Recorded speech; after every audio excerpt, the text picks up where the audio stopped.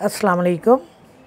मैं homeopathic doctor Iram Bhatt, vice chairperson COH Pakistan. आज का जो हमारा टॉपिक है वो है हेपेटाइटिस बी। एक सीरियस लिवर इन्फेक्शन है, एक मुखलिक डिजीज़, एक जानलेवा मर्ज़। इसके हवाले से कहा जाता है कि इसका कोई इलाज नहीं है। नौजवानों में या बड़ी उम्र के लोगों में इसके रिवर्स होने के चांसेस ज़्यादा हैं, यानी आप बच सकते हैं, आप कैरियर बन सकते हैं और आप इस मर्ज़ से निजात भी पा सकते हैं। लेकिन आप सारी ज़िंदगी के लिए कैरियर बन जाते हैं कि मर्ज़ अंदर आपके रहता है और आप उस मर्ज़ को फैलाने का बायस बन जाते हैं। लेकिन छोटी उम्र के लोगों में या छोटे बच्चों में या इन्फेंट्स में ये जो मर्ज़ है ये बहुत ज़्यादा मुखलिक है। उसकी शायद बेसिक वजह यह है कि बच्चों का इम्यून सिस्टम जो है बड़ों के इम्यून सिस्टम से थोड़ा डिफरेंट होता है। एनी हाउ, इसके हवाले में अगर दो टोक एक बात की जाए तो वो यही है कि एलोपैथी में इस मर्ज़ का कोई इलाज नहीं। There is no cure for hepatitis B. ये एक मुखलिक मर्ज़ है। हेपेटाइटिस ए जो है वो सबसे कम ख़तरनाक मर्ज़ होता है लिवर के इन्फेक्शन में से, लेकिन ये हेपेटाइटिस सी से भी ज़्यादा ख़तरनाक है। और ये जब मर्ज़ होता है तो ये एक्यूट कंडीशन में और क्रॉनिक कंडीशन में हमारे सामने आता है। एक्यूट कंडीशन को कंट्रोल कर लिया जाता है और ज़्यादा कॉम्प्लिकेशंस पैदा नहीं होती। लेकिन जो क्रॉनिक कंडीशन है, यानी ये मर्ज़ जब 6 माह से आगे निकल जाता है तो फिर वहाँ आगे जाकर फिर इसकी जो कॉम्प्लिकेशंस हैं वो लाइफ थ्रेटनिंग है और इंसान की मौत भी वाक़या हो सकती है। इसके हवाले से जो एक अच्छी ख़बर कही जाती है या एक गुड न्यूज़ कही जाती है वो सिर्फ ये है कि आप जो हैं हेपेटाइटिस बी से बच सकते हैं। आप प्रिवेंशन मेजर्स इख्तियार कर सकते हैं कुछ, जिसकी वजह से आप इस मर्ज़ से बच सकते हैं। आप हेपेटाइटिस बी की वैक्सीनेशन करवा सकते हैं। लेकिन अगर एक दफ़ा आपको ये मर्ज़ हो गया है तो फिर उसके बाद अकॉर्डिंग टू एलोपैथी सिस्टम इस मर्ज़ का कोई इलाज नहीं है। तो ये मर्ज़ जो है, जिस तरह मैंने आपको बताया कि एक लिवर इन्फेक्शन है और हेपेटाइटिस बी वायरस से फैलता है, वायरल इन्फेक्शन है ये। लेकिन इस मर्ज़ की जहाँ पर इसके मुखलिक होना साबित है, वहाँ पर ये भी इसमें आप कह लीजिए कि एक सेफ़ पॉइंट हमारे लिए है कि ये छूत का मर्ज़ नहीं है। यानी किसिंग करने से, स्नीजिंग से, कफिंग से, गले मिलने से, एक दूसरे के बर्तन इस्तेमाल करने से ये मर्ज़ नहीं फैलता है। सेक्सुअल ट्रांसमिटेड डिजीज़ है ये और इसके जो पेशेंट हैं उनके सलाइवा में ये वायरस पाया जाता है। लेकिन इसके सलाइवा के थ्रू यानी किसिंग के थ्रू फैलने की कोई कह लीजिए हैसियत नहीं है या कोई इसके हवाले से एविडेंस नहीं है कि ये किसिंग के थ्रू फैलता है। लिहाजा अगर आपकी फैमिली में कोई हेपेटाइटिस बी का पेशेंट है तो नो डाउट वो एक मुखलिक मर्ज़ है और पर्सन टू पर्सन फैलता है। लेकिन उसके फैलने के जो तरीके हैं वो डिफरेंट हैं। यानी ये सीमन के ज़रिए फैलता है, ये नीडल्स जो लोग आपस में शेयर कर लेते हैं, या वो लोग जो ड्रग्स के लिए नीडल्स का इस्तेमाल करते हैं और एक ही नीडल जो है वो सारे लोग मिलकर इस्तेमाल कर लेते हैं, तो उस सूरत में ये मर्ज़ फैलता है। वजाइनल फ्लूइड्स के ज़रिए ये मर्ज़ फैलता है। यानी अगर लिकोरिया है फ़ीमेल को तो उस सूरत में अगर वो अपने मेल पार्टनर के साथ रिलेशन कायम करेगी तो ये मर्ज़ फैल सकता है। फिर वो लोग जो एक्सीडेंटली किसी न किसी तरह उनको कोई नीडल प्रिक कर जाती है, यानी कि जो हेल्थ प्रोवाइडर वर्कर्स हैं इनको डेली बेसिस के ऊपर बहुत सारी ऐसी सीरियस सिचुएशन का सामना करना पड़ता है कि इंजेक्शन की जो नीडल है वो इन्हें प्रिक कर जाती है। तो उस सूरत में ये मर्ज़ फैल सकता है। और जो जिसको प्रिक कर रही है अगर उसको वो मर्ज़ नहीं है, हेपेटाइटिस बी का वायरस नहीं है, तो नीडल के ज़रिए ये मर्ज़ जो है ये फैल जाता है। फिर वो लोग जो टैटूज़ अपने जिस्म के ऊपर बनाते हैं, जो अपने जिस्म के ऊपर मुख्तलिफ़ किस्म के नक्शो नगार बनाते हैं और उसमें जिस नीडल को या जो चीज़ इस्तेमाल की जाती है वो भी हेपेटाइटिस बी को फैलाने का बायस बनता है।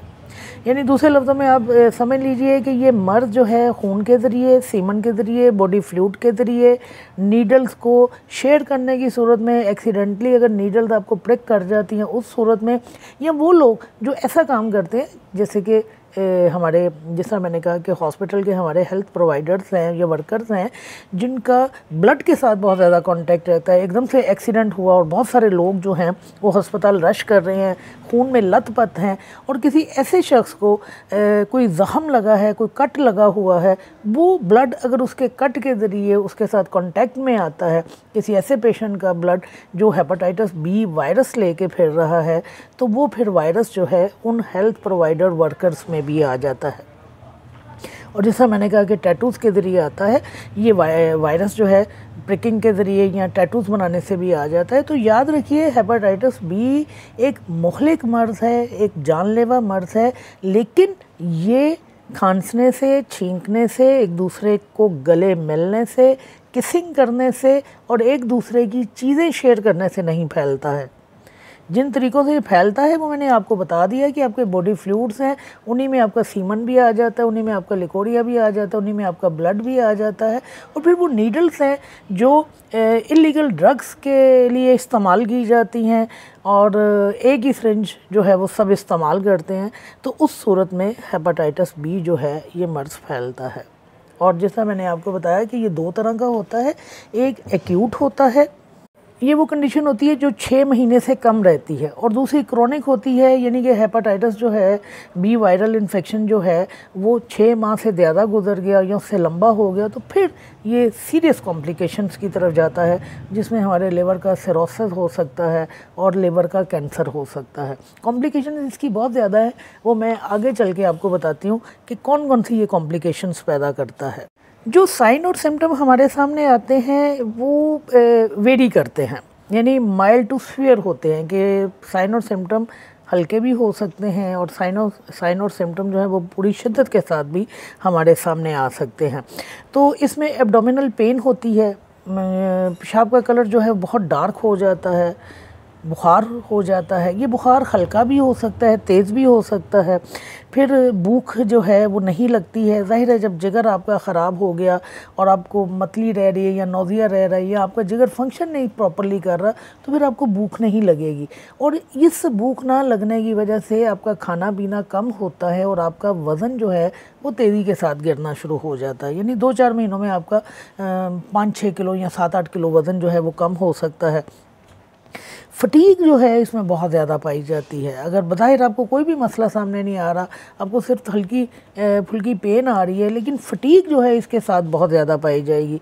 आपकी स्किन जो है वो कलर चेंज कर जाएगी, यानी इसके साथ जॉन्डिस आपको हो जाएगा। लिवर इन्फेक्शन जो हुई है आपको, तो आपकी स्किन और आपकी आँखों का जो सफ़ेद हिस्सा है वो येलो हो जाएगा और आप जॉन्डिस का भी शिकार हो जाएंगे।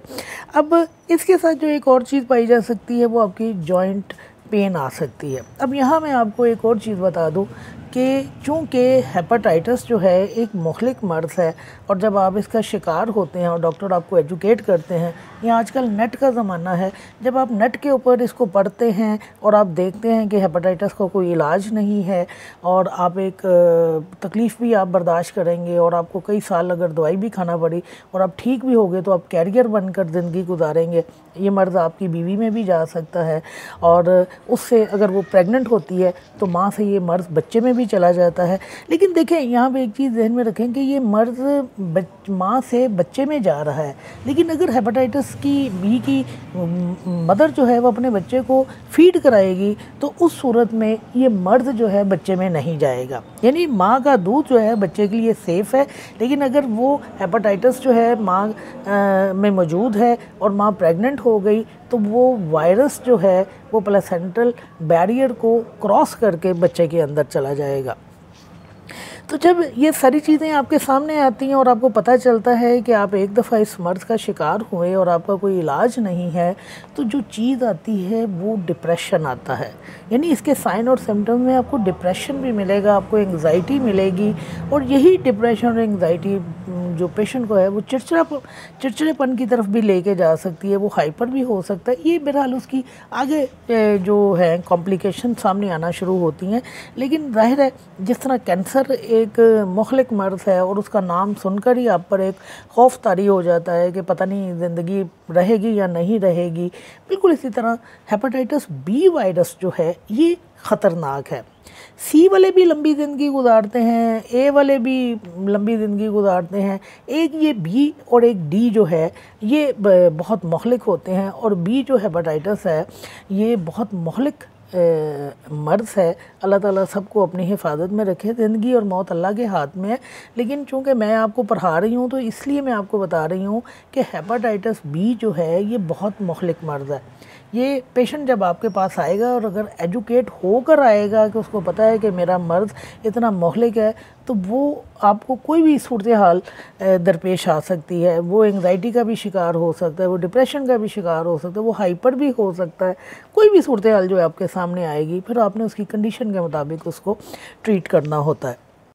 अब यही एक्यूट कंडीशन जिस तरह भी मैंने आपको बताई कि 6 माह से ज़्यादा अरसा गुजर जाए और लंबा वक्त हो जाए, तो फिर ये जो कॉम्प्लिकेशन हमारे सामने आती हैं, तो जिस तरह मैंने आपको कहा कि लिवर का सिरोसिस होता है, लिवर का कैंसर हो सकता है, लिवर फेलियर हो सकता है, ब्लड वेसल की इन्फ्लेमेशन हो सकती है, किडनी डिजीज़ जो है वो पैदा हो सकते हैं, और इवन अल्टीमेटली जो है वो डेथ जो है वो पेशेंट की हो जाती है। प्रिकॉशंस इसमें जो की जाती हैं वो यही है कि आप प्रिकॉशन तब आप किस तरह करेंगे। अब एक तो आप इन्फेक्टेड हो गए, अब दो तरह की प्रिकॉशन है। एक तो ये कि आप अभी हेपेटाइटिस बी का शिकार नहीं हुए हैं, और एक ये है कि आप शिकार हो गए हैं। जब आप हेपेटाइटिस बी का शिकार हो गए हैं तो आपको चाहिए कि आप इस मर्ज़ का शिकार हो गए, अब दूसरों को आपने बचाना है। अब दूसरों को आपने किस तरह बचाना है, वो वही चीज़ें हैं कि जैसे आपने सेक्स करना है तो प्रोटेक्टिव सेक्स आपने करना है। आपने अपने ज़ख्मों को जो आपके ज़ख्म अगर आपको लगते हैं या आपका ब्लड है, वो आपने किसी ऐसे बंदे के साथ नहीं कांटेक्ट में आना जिसको ऑलरेडी चोट लगी है, ये ज़ख्म लगे और आपका ब्लड उसको लग जाए। या अगर आप ड्रग्स इस्तेमाल करते हैं तो आप उसको छोड़ नहीं पा रहे हैं, इल्लीगल ड्रग्स आप इस्तेमाल करते हैं, तो फिर जब भी आप इंजेक्शन इस्तेमाल करें तो आप स्टेरॉइड इंजेक्शन इस्तेमाल करें। जो लोग हेपेटाइटिस का शिकार नहीं अभी हुए, वो चाहें तो अपनी वैक्सीन करवा लें, या जब अपने पार्टनर से मिलें तो पहले उसके बारे में ये स्टेटस ले लें, जान लें कि कहीं ऐसा तो नहीं है कि उसका पार्टनर जो है इस वायरस का शिकार है। टैटूज़ जो बनाए जाते हैं इनसे अवॉइड करें। यानी मैंने आपको दोनों के लिए प्रिकॉशन बता दी, वो जो अभी हेपेटाइटिस का शिकार नहीं हुए हैं और वो जो हेपेटाइटिस का शिकार हो गए हैं। जो शिकार है उन्होंने दूसरों को बचाना है, उन्होंने प्रिकॉशनरी मेजर जो हैं वो दूसरों को बचाने के लिए इख्तियार करने हैं। और जो भी इसका शिकार नहीं हुए हैं उन्होंने अपने लिए प्रिकॉशनरी मेजर इख्तियार करने हैं कि अपने पार्टनर्स के हवाले से जानें कि पार्टनर जो है हेपेटाइटिस बी इन्फेक्शन का शिकार तो नहीं है। टैटूज़ का इस्तेमाल ना करें। नीडल्स जो हैं, जो सिरिंज इस्तेमाल की जाती है, उनका इस्तेमाल म्यूचुअल तौर पर ना करें। और अगर लोगों का ताल्लुक़ हेल्थ प्रोवाइडर से है तो वहाँ पर बहुत ज़्यादा एहतियात करें। मैं आपको यहाँ एक दो छोटी सी मिसालें दे दूँ कि हमारे जो सर थे उन्होंने एक दफ़ा हमें बताया था, एलोपैथिक डॉक्टर थे, गवर्नमेंट हॉस्पिटल में जॉब करते थे और आजकल वो सऊदी अरब में होते हैं। तो उन्होंने हमें अपना एक केस बताया था कि पेशेंट को चेक करने के दौरान शायद उसको वो इंजेक्शन लगा रहे थे या वो उसको ड्रिप वगैरह लगा रहे थे, उतार रहे थे, तो उसकी नीडल जो है उनको प्रिक कर गई। और उन्होंने अपनी जो कंडीशन बयान की कि मेंटली मैं कितना अपसेट हुआ। फौरी तौर पर मैंने टेस्ट करवाए और मैंने मल के अपने हाथ धोए और मैंने मेडिसिन का इस्तेमाल किया। अल्हम्दुलिल्लाह वो सेफ़ रहे, उन्हें कुछ नहीं हुआ। इसी तरह बाज़ औक़ात ये होता है कि मैं क्लिनिक पर जब अपने पेशेंट के शुगर चेक करती हूँ तो उनकी नीडल जो है ना, उसको जब मैं ज़ाया करती हूँ, डिस्कार्ड कर रही होती हूँ, तो कभी कभार मुझे चुभ जाती है और एक खौफ की लहर जो है वो मेरे अंदर आती है, क्योंकि हमें नहीं पता कि सामने वाला जो बैठा है वो किस मर्ज़ का शिकार है, उसके अंदर कौन कौन से वायरस पाए जा रहे हैं। लेकिन मैं सिर्फ आपको एक बता दूं कि एक हल्की सी मुझे प्रिक करती है और मुझे चूँकि भी इल्म नहीं होता कि सामने वाला किस पोजीशन में मेरे पास आया है, लेकिन एक खौफ की लहर ज़रूर जहन में जिस्म के अंदर दौड़ती है कि अगर सामने वाले को कोई वायरस हुआ, हेपेटाइटिस बी, हेपेटाइटिस सी या HIV कोई भी, तो वो वायरस हम भी ले लेंगे और हमें पता भी नहीं चलेगा कि हमारे साथ क्या हुआ है। लिहाजा ये सिरिंज के हवाले से और ब्लेड्स एक दूसरे के इस्तेमाल करने के हवाले से, जैसे कि घरों में आपने देखा होगा कि अक्सर जो छोटे बच्चे हैं जो बाथरूमों में ब्लेड्स पड़े होते हैं, रेज़र्स पड़े होते हैं, उनका इस्तेमाल करते हैं। तो कोशिश कीजिए कि आप हेपेटाइटिस के शिकार हैं या नहीं हैं, अपनी चीज़ें जो हैं अपने बच्चों की पहुंच से दूर रखें, ताकि बच्चे गलती से उस ब्लेड को, उस रेज़र को यूज़ करके, बच्चों को बहुत शौक़ होता है रेज़र इस्तेमाल करने का। बाथरूमों में देखते हैं तो लाजमी तौर पर उसको इस्तेमाल करते हैं, चाहे वो अपनी टांगों पे करें, चाहे अपनी मूँछों के ऊपर करें, लेकिन वो रेज़र का इस्तेमाल करते ज़रूर हैं। तो आपको चाहिए कि आप प्रिकॉशनरी मेजर्स के तौर पर इन रेज़र को भी बच्चों की पहुँच से दूर रखें। क्यों? इन्होंने फैलना ही ब्लड के थ्रू है, फ्लूइड्स के थ्रू, बॉडी फ्लूइड्स के थ्रू फैलना है। और अगर रेज़र ने आपको कट लगाया, आप में कोई इन्फेक्शन है, तो वही इन्फेक्शन उस बच्चे में, अगर उस बच्चे को कट लगा तो वही इन्फेक्शन उस बच्चे के अंदर चली जाएगी। अब हम आते हैं अपनी होम्योपैथी की तरफ। देखिए, जिस तरह मैंने आपको शुरू में कहा कि ये एक मोहलिक मर्ज़ है और इसका इलाज नहीं है। नौजवानों के हवाले से मैंने आपको बताया कि वो लोग जो हेपेटाइटिस बी का शिकार होते हैं 9 में से 10 रिकवर कर जाते हैं, लेकिन ये क्रॉनिक कंडीशन नहीं है, ये एक्यूट कंडीशन है। ये एक्यूट कंडीशन में रिकवर कर जाते हैं, चाहे जितने मर्जी इनके साइन और सिम्टम्स सीवियर हों, लेकिन अगर ये एक्यूट कंडीशन है तो ये रिकवर कर जाते हैं। और इसमें आप कह लीजिए इनकी रेशो जो है, रिकवरी की रेशो जो है वो 10 में से 9 लोग रिकवर कर जाते हैं। लेकिन अगर यही रेशो हम बच्चों की तरफ लेके आएँ तो छोटे बच्चे जो हैं या इन्फेंट्स जो हैं वो जो हैं उनका सिस्टम वीक होता है, लिहाजा वो उनका रिकवर करना या उनका बचना महाल हो जाता है और उनमें ये ज़्यादा नुकसान पहुंचाता है। क्यों? बेसिक वजह यही है कि हमारा इम्यून सिस्टम जो है वो जब कमज़ोर होगा तो इन्फेक्शन के ख़िलाफ़ लड़ नहीं सकेगा, और हमारा इम्यून सिस्टम अगर मज़बूत है तो वो इन्फेक्शन के ख़िलाफ़ लड़ जाएगा। अब जब हम अपनी होम्योपैथी में आएंगे तो देखिए ये एक वायरल इन्फेक्शन है। हम होम्योपैथी में तो वायरस को नहीं देखते हैं, हम तो साइन और सिम्टम के ऊपर काम करते हैं, इनफरादियत को मद्देनज़र रखते हैं। इनफरादियत को मद्देनज़र रखते हुए हम होम्योपैथी में मेडिसिन की सिलेक्शन करते हैं, और हेपेटाइटिस बी में भी हमने इनफरादियत को मद्देनज़र रखते हुए मेडिसिन की सिलेक्शन करनी है। हमने टोटलिटी ऑफ सिम्टम को मद्देनज़र रखना है। मैं आपको कोई एग्जैक्ट मेडिसिन नहीं बता रही हूँ, सिवाय 4-5 मेडिसिन के जो वाकई हेपेटाइटिस बी के हवाले से शोहरत रखती हैं और काम करती हैं। सिर्फ हेपेटाइटिस बी के हवाले से नहीं, यानी उनका काम ही लिवर की इन्फेक्शन के लिए, लिवर के फंक्शन के डिस्टर्बेंस को दूर करने के लिए। और जब आप उन मेडिसिन को, जिनके मैं नाम बताऊँगी, अगर आप उनकी डिटेल में स्टडी करेंगे तो आपको पता चलेगा कि क्यों इन मेडिसिन को इस्तेमाल किया जाता है। इनमें जो मेडिसिन हेपेटाइटिस के लिए सरफ़हरिस्त इस्तेमाल की जाती है वो थूजा है। थूजा को इस्तेमाल करने की बेसिक वजह यह है कि आप अगर थूजा की खुसूसियात को पढ़ें या आप थूजा के ऊपर जो लेक्चर्स दिए गए हैं या थीसिस लिखे गए हैं, तो थूजा जो है वो एक बहुत बड़ी एंटी वायरल रेमेडी है, और आपके लिवर में जो इन्फेक्शन आ रही है वो वायरस के ज़रिए आ रही है। तो लिहाजा थूजा जो है वो एंटी वायरल रेमेडी है, इसलिए हेपेटाइटिस बी में काम करती है। बिल्कुल इसी तरह चेलिडोनियम को इस्तेमाल किया जाता है। चेलिडोनियम भी हमारी जिगर के हवाले से बेहतरीन दवाई है, और चेलिडोनियम में भी ये खसूसियत पाई जाती है कि लिवर के फंक्शन जहाँ पर ख़राब हो रहे होते हैं, जहाँ लिवर मुतासिर हो रहा होता है, वहाँ चेलिडोनियम जो है वो बेहतरीन काम करती है। फिर हमारी एक टॉप ग्रेड मेडिसिन जो है वो कार्डस मैरिनस है।